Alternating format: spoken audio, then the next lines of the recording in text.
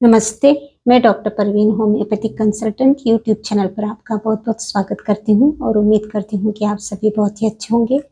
आज हम बात करने वाले हैं R78 ड्रॉप्स के बारे में, जो कि डॉक्टर ऋग्वेद द्वारा बनाए गए ड्रॉप्स है। होम्योपैथिक मेडिसिन्स के कॉम्बिनेशन से बनाए गए ये ड्रॉप्स खासकर आँखों के लिए आई केयर ड्रॉप्स के नाम से जाने जाते हैं और आँखों के लिए बहुत ही फ़ायदेमंद है। हम देखते हैं कि आज का जो समय है उसमें आँखों की तकलीफ़ें बढ़ती जा रही है और छोटी उम्र से ही आँखों में प्रॉब्लम्स हम देख रहे हैं, जिसकी वजह से बढ़ती उम्र में आँखों की रोशनी का कम हो जाना बहुत ही कॉमन बात हो गई है। हमारे बॉडी का सबसे डेलिकेट ऑर्गन है हमारी आँखें, जिसे हम हमेशा ही इग्नोर करते हैं। लेकिन आज मैं इसलिए ये वीडियो बनाना चाहती हूँ कि आँखों का भी उतना ही इम्पोर्टेंस है जितना कि बॉडी के दूसरे पार्ट्स का। आँखें हमारे लिए बहुत ही इम्पोर्टेंट ऑर्गन है और उसकी भी देखभाल करना बहुत ज़रूरी है। तो हमें साल में एक बार डॉक्टर के पास जाकर चेकअप कराना बहुत ज़रूरी है। हमारे आँखों का पर्दा, हमारे ऑप्टिक नर्व, हमारा आँखों का आई प्रेशर, ये सब देखना बहुत ज़रूरी है। डॉक्टर के पास जाने के बाद में आई चेकअप करवाने के बाद हमें पूछना चाहिए कि हमारा रेटिना कैसा है, हमारा आई प्रेशर कैसा है और जो भी आँख के नंबर आते हैं उस नंबर का चश्मा लगाना भी बहुत ज़रूरी है। तो ये सारी बातें सभी को मालूम रहनी चाहिए कि आँखें हैं तो जहान है।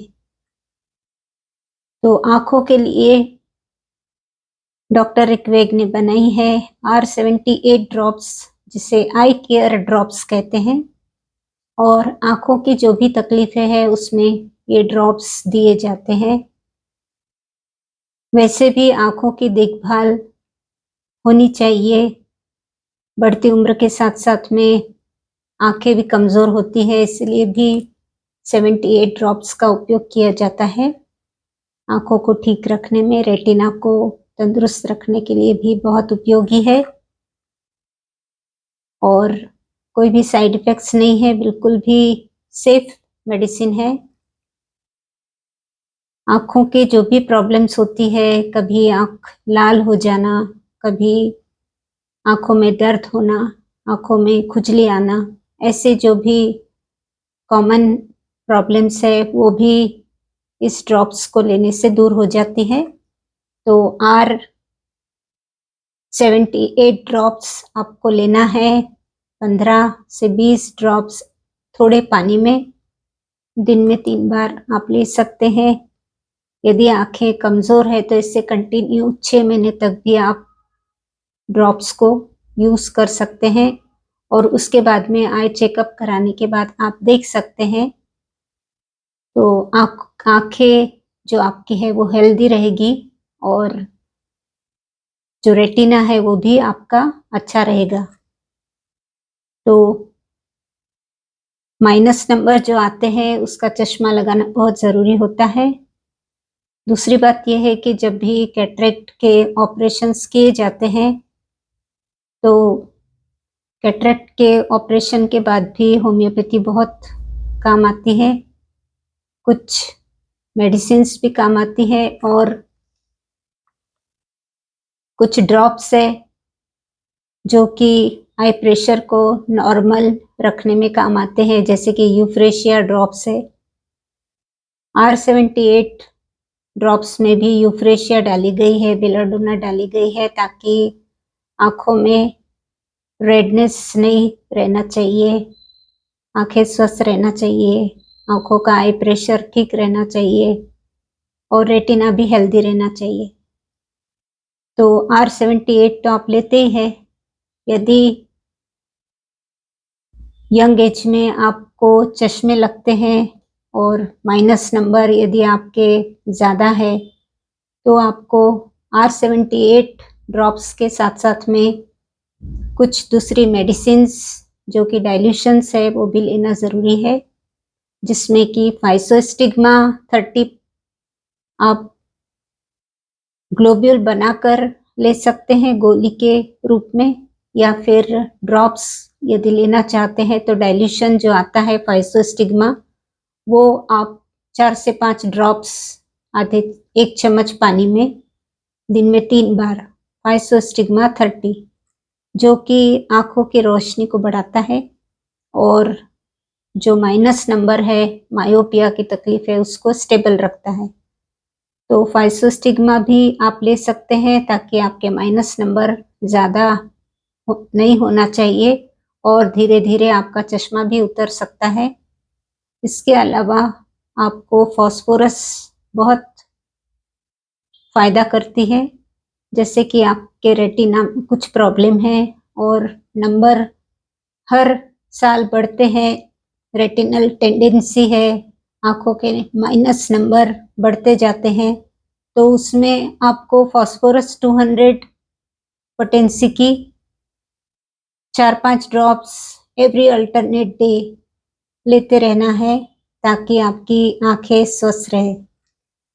तो आँखों के लिए होम्योपैथी में कुछ ऐसी मेडिसिन्स है, यदि ग्लूकोमा की तकलीफ है और ग्लूकोमा का कोई इलाज आपको नज़र नहीं आता तो एडेल कंपनी है जो जर्मनी कंपनी है, तो उसमें एडेल 17 ड्रॉप्स भी बहुत ही कारगर है जो कि ग्लूकोमा का जो प्रॉब्लम है उसको मेंटेन करने में बहुत अधिक हेल्प करते हैं और आँखों की रोशनी जो है वो स्टेबल रहती है।